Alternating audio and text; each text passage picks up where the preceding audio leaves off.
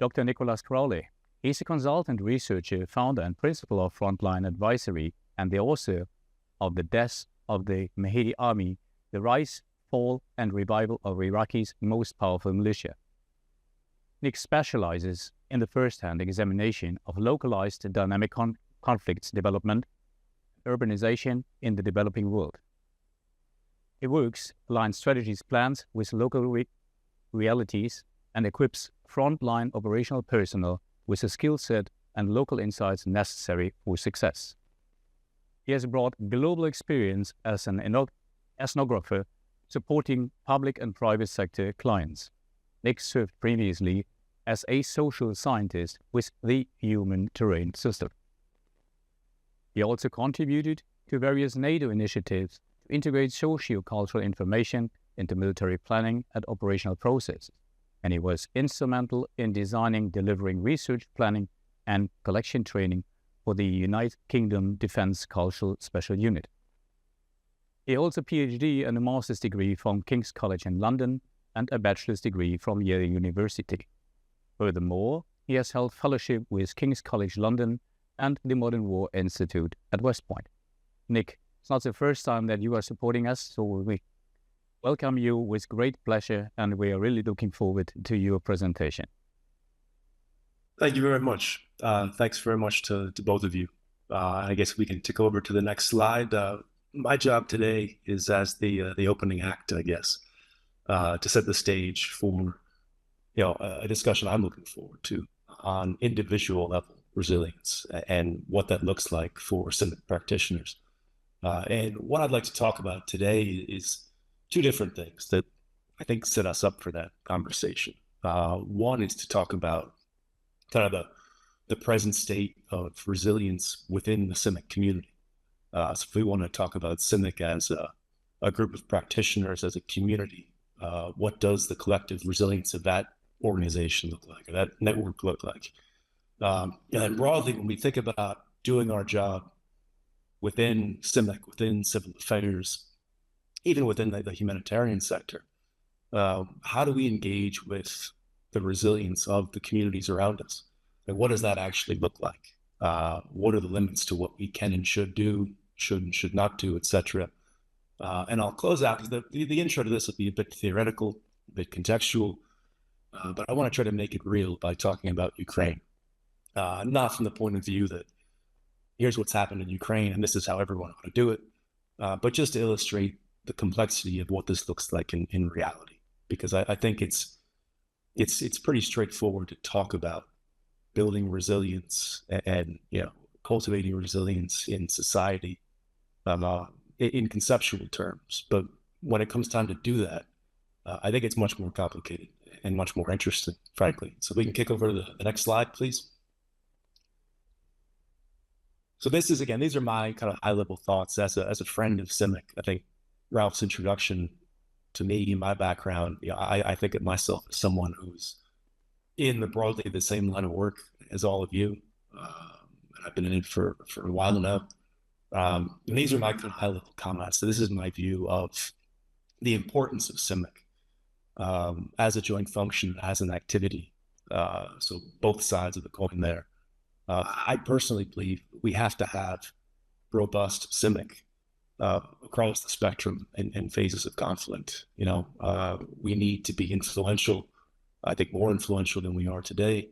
And we have to be able to understand and communicate and influence what it is that's happening in, call it the human domain, the human environment, the civilian environment. Every entity has its own jargon. It used to be the human terrain.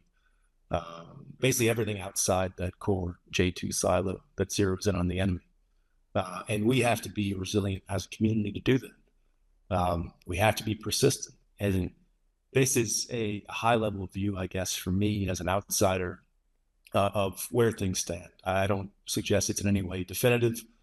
And I think we can drop a link in the chat. I had the pleasure to work with Stefan Mülich from Germany, previously in the CCOE, to do a paper maybe a year or two ago now, probably 2 years ago now, comparing and contrasting CIMIC and civil affairs, not just doctrinally, but in terms of where those two capabilities sit how effective they are, the extent to which they're able to do what they're asked to do in possible ways forward. And Stefan and I tried to give an honest, kind of hard look at the status quo. For those who've looked at the paper, again, we can share the link during or after this. Um, Here in this is a simple little chart, basic SWOT analysis, a tool in the toolkit for CIMIC. I think there are great strengths. The strength of the CIMIC community, for me as an outsider looking in, is the people here, right? It's the practitioners, the advocates, the people who really believe in this. I think without those individuals, the CIMIC community would struggle.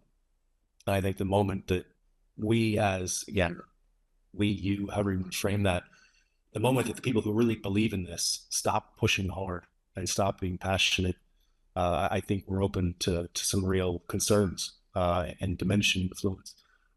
And then structurally outside of us, I think there are some really good things happening in terms of how NATO thinks about cognitive warfare, the information environment, this framing of competition. And, one of the things that I've talked about a lot with friends and colleagues and written about a bit is how do we think about competition and the military, quote unquote, to whatever extent that's a coherent thing. Western militaries, I think, are inclined to view competition as competition between militaries, between states, very top down. We're focused on the adversary in that competition. And I think there are growing voices saying, hey, wait a second, we also have to understand the playing field for competition. And then that gets into the cognitive warfare aspect, the information aspect of it all. And CIMIC has a key role to play in that. These are opportunities for us, I think, to build our strength and grow. And compare, contrasting that, this is some of the stuff that came out in that paper a year or two ago, and ongoing debates in the civil affairs community, the US as well. What is that value proposition? And to what extent is J9 resourced and staffed and empowered in the way that we'd like it to be? I don't say this as a criticism. I say it as an observation and a shared frustration among many people in the community. And finally, the balance against the upside of competition and cognitive warfare and the rest is how are we positioning ourselves in the dominant paradigm of large-scale combat operations, and to what extent are we content being primarily positioned as something that comes into the fore after, right, in the later phases of conflict as a stabilization function. I saw an argument just the other day through, I think it was LinkedIn, about civil affairs considering it, its motto, secure the victory. Is that the right brand for civil affairs or for CIMIC, insofar as it implies that our key role is after, following on to the main effort? Is that what we want it to be? And again, the opportunity side, from a resilience standpoint, I've made this argument before, it's in the paper. I think the best thing we can do as a community is just up our game. And I have, red asterisks as next to opportunities to improve, really to remind myself to say, look, these improvements are going to have to come without extra money. We're going to have to do this on our own with the resources at our disposal, because it's very unlikely we're going to get added resource. And so what can we do? We can get sharper. We can have better tools. The CCOE has done some great work building out the analysis and assessment handbook, trying to give new tools to the practitioner. What are our outputs? And how do we position ourselves broadly to be a resilient capability that does what I think all of us agree we really need to do to great effect? Next slide, please. So big picture, broadening the view from the CIMIC community and looking at societal resilience. There's an overarching question, what is the role of CIMIC when we talk about societal resilience? And there's a distinction to make between societal resilience, which I'd argue is quite an abstract, difficult thing to put your finger on, and infrastructural or, IT systems resilience. Physical, tangible resilience in systems can be designed and built by an engineer or a team of engineers or an organization. It's a very clear-cut, top-down engineering proposition. But societal resilience, I don't think, works as a social engineering project. Okay. And this, again, you can get into all kinds of academic literature here. Top-down cultivation of societal resilience is something people talk about, but I think often without acknowledging that the state has, the government, the military, CIMIC, has a very tricky line to walk in any kind of engagement in building this up. And then you think about, all right, well, how do we protect societal resilience? What are we resisting against? Here we get into the disinformation space. And again, there are very tricky lines to walk between empowering and supporting and engaging with authentic segments of civil society versus censorship and social engineering. And it's not nearly as clear who the architects, who the engineers are when we talk about societal resilience. And I think there needs to be more open debate and frankly, some good arguments within the community of practitioners, within CIMIC, within the information operations space, within the mis and disinformation space about finding our boundaries and trying to define what our rules are, how we're supposed to do what we're asked to do. Next slide, please. So these are kind of key questions I want to push to the community to think about. And I've talked already a bit about the role of CIMIC in building societal resilience. And personally, I'd argue that civil society stops being civil society and starts becoming a lever of state influence when you start seeing lots of heavy-handed, or even not so heavy-handed, any kind of top-down engagement to guide civil society in certain directions. Any of that top-down social engineering, I think, is a risk to civil society, even if we're trying to build something we think is good. And I think I'll talk more about Ukraine and Russia in a moment. I think that conflict, that war, is a great example of two different approaches to mobilizing society. The Russia side has been very top-down, very state-led, in a very controlled and organized information environment, while the Ukrainians have taken almost completely the opposite approach, with a much more of a bottom-up, grassroots, spontaneous, authentic expression of societal resilience. We'll talk a bit about where that came from, what that looks like, and what that means for us. Moving over again, how are we protecting or enhancing societal resilience? And here again, the main focal area is around information, I think. And this gets into a lot of pretty passionate arguments going on about to what extent a government or the military or CIMIC should and can get involved in protecting people, protecting communities against weaponized information effectively. And we need to find that balance between what is helpful and what is done maybe for the right reasons, but creeps into, frankly, I think, quite authoritarian practices. And what are the second order and third order effects of that? Of getting involved in trying to dictate aspects of censorship, aspects of how misinformation, disinformation, and malinformation, that whole ecosystem of stuff is defined. I think there should be a lot more discussion within CIMIC about that. With the reality that CIMIC is and should be, I think, the most sort of outspoken and thoughtful element of any military, thinking about second order and third order effects in civil society, in the human environment, human terrain, whatever. That's a debate I think we ought to be having more loudly. And that feeds over to the third column. If we take this the wrong way, if we push it too far, too much encroachment into society can be toxic, can be negative. And again, without being overly partisan, I think the Russians offer you a pretty good example of that in practice. When the state tries to put its imprint on society, you get all kinds of fallout. And again, number of Western states are drifting towards censorship and all the rest of it. This is a hot topic of discussion, in the US, in Europe to an extent. Where does CIMIC fit in all this? I think we have to have a position.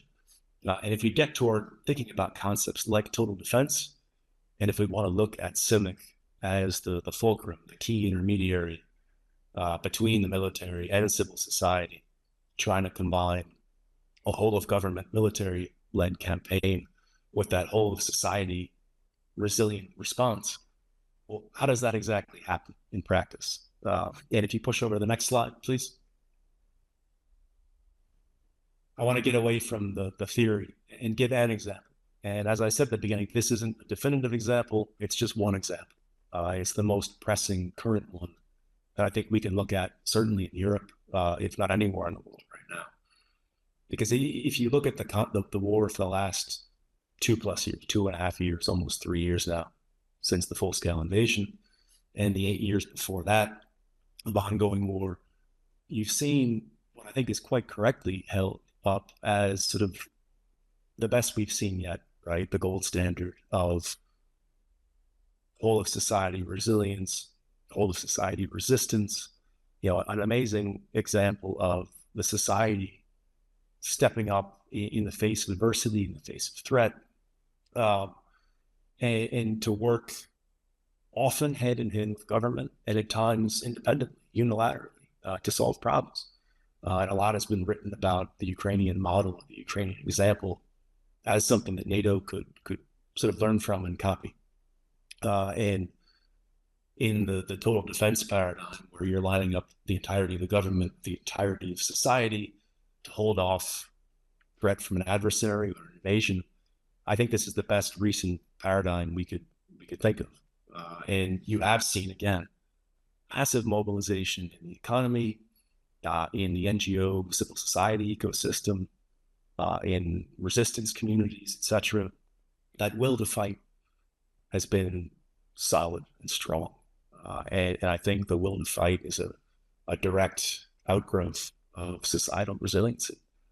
And the question is, and we talk about the sort of theory I was just throwing around, where'd that come from?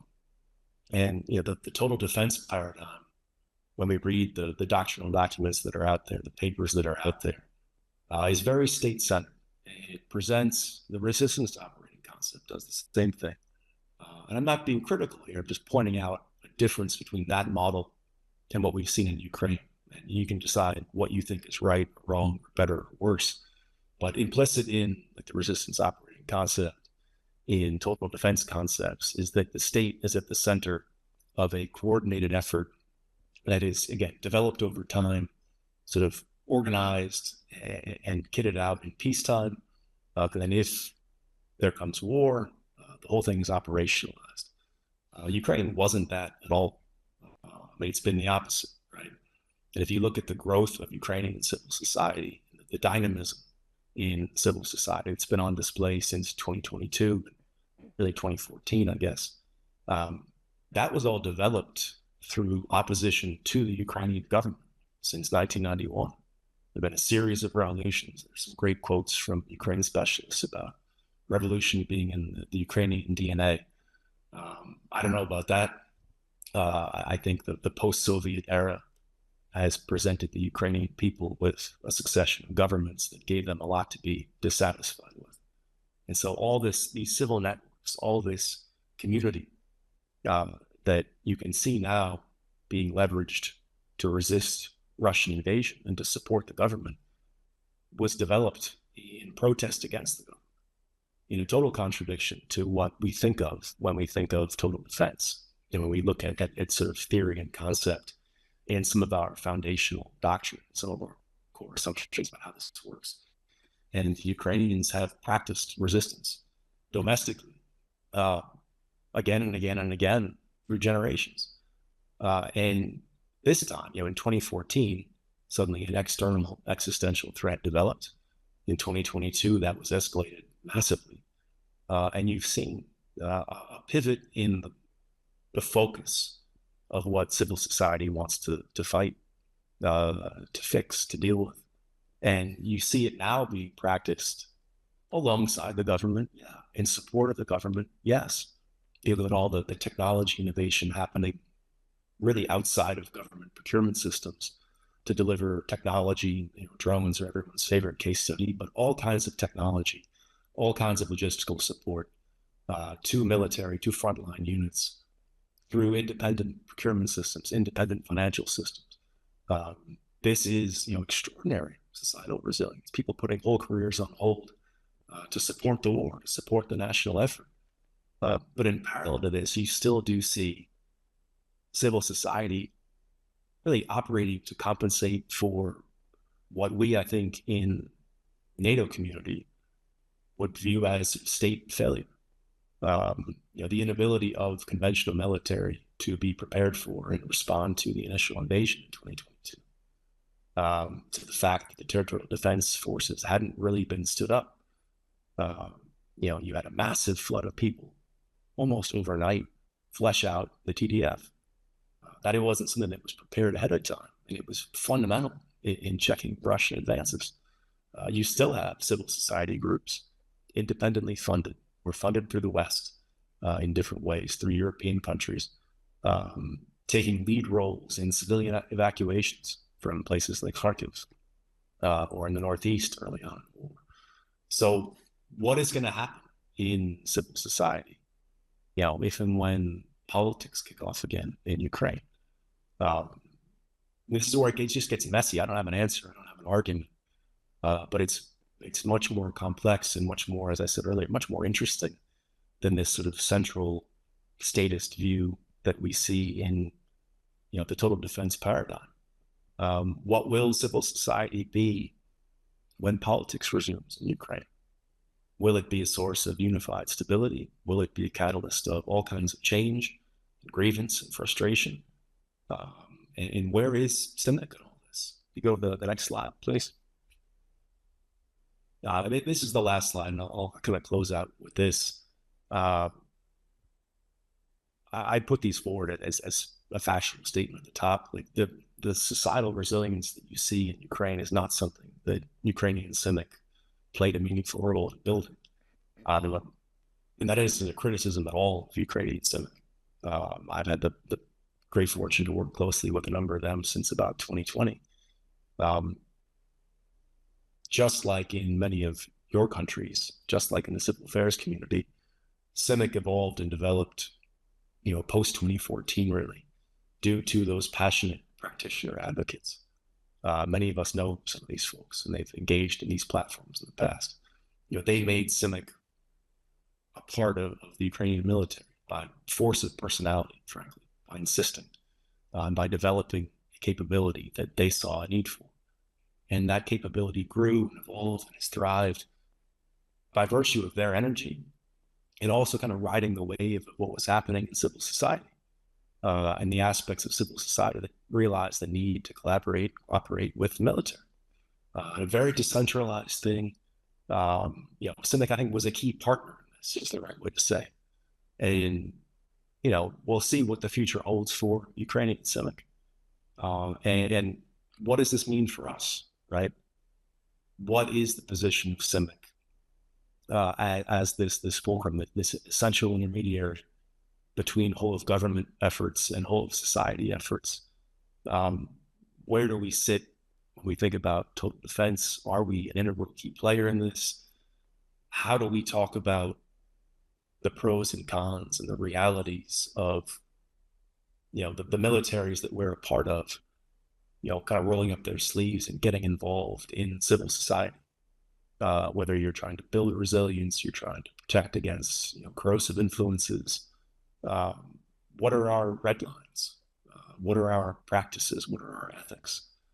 How are we thinking and talking about this? And again, the Ukraine example for me brings home how interesting this is. And I'd love to hear, I guess, more from the CIMIC community about what we think. What are the so what's, the takeaways of that experience for how we in any given NATO country, how the U.S. Civil affairs thinks about all this and tries to articulate its vision of what the future ought to be. So I will stop there. I guess we'll do Q&A at the end, so I'll be here. I'm very, very much looking forward to the talk that comes next about the individual level of this. And I hope I've kind of set the stage here, talking about how this works or could work at an organizational level for CIMIC. So thank you very much.